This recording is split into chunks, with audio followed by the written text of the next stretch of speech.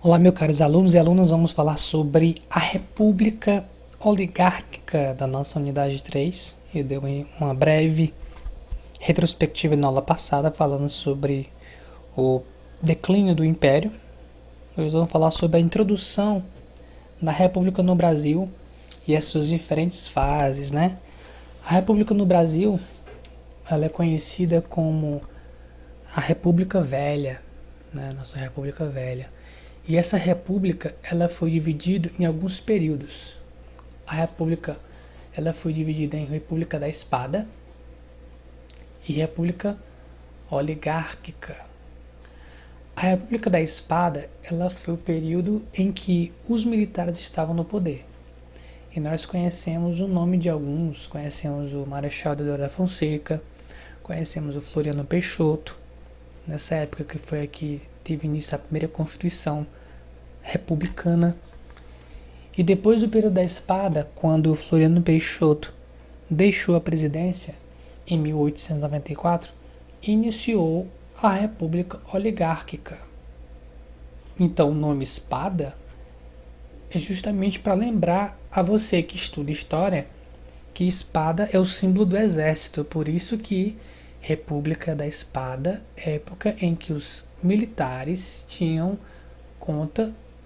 tomado conta do governo brasileiro para trazer a República ao Brasil e acabar com o Império. Já o nome oligárquica, ele se refere a um pequeno grupo político que detinha um poder naquela época e que hoje também não mudou o nome aqui, mas ainda continua sendo um pequeno grupo. Mas é um pequeno grupo daquela época que tinha o poder do governo e fazia maestrias do governo para que apoiasse os seus interesses. Por isso que era República Oligárquica. O nome oligárquica ele é muito ligado a, vamos dizer, pessoas que possuem poder grande, poder aquisitivo muito grande. Pessoas como fazendeiros, que tinham pecuárias, tinham plantações. E foi nesse período da República Oligárquica, o Brasil ficou 36 anos sobre o período da República Oligárquica. Tivemos presidentes civis nessa época, né? Enquanto na República da Espada os presidentes eram militares, na República Oligárquica os presidentes eram civis. Ele foi de 1894 até 1930, iniciando com a época de Getúlio Vargas e o Estado Novo.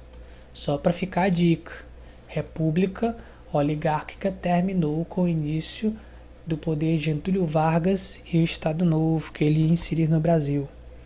Então vamos continuar. A República Oligárquica ela tinha uma política chamada Política do Café com Leite. Por que café? Café porque se referia ao poder e influência que tinha São Paulo. São Paulo tinha influência porque lá tinham grandes plantações, grandes cafezais que produziam. E leite referente à parte mais sudoeste do estado, perto ali de São Paulo, conhecido como Minas Gerais, chegando ali no centro-oeste, porque eles eram lá que ficavam toda a parte de pecuária do Brasil, grande produtor de leite, de queijo mineiro. Então por isso que era política café com leite. Primeiro café de São Paulo, leite de Minas Gerais. E por que política? Porque eles revezavam o poder entre São Paulo e Minas Gerais. Sempre que era eleito um presidente de São Paulo, na próxima eleição era eleito um presidente de Minas Gerais.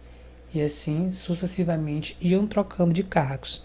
A oligarquia fazia esse tipo de transferência de poder, influenciando a República do Brasil.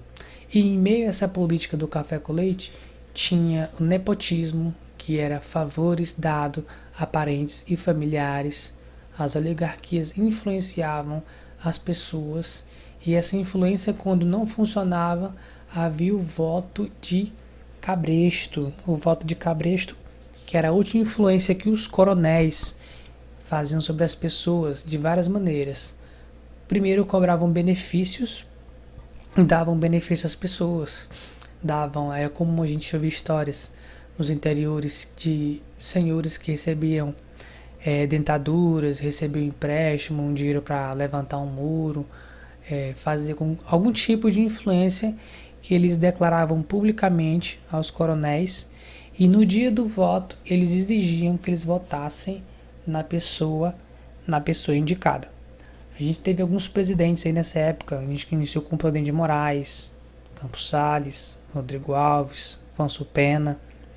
Vamos falar sobre cada um deles. E por último a gente teve também o Washington Luiz, que justamente acabou em 1930. Não vamos falar sobre eles agora, mas vamos sim com certeza falar sobre eles. Isso aí, pessoal, a atividade do caderno eu vou colocar no grupo, algumas perguntinhas lá para vocês.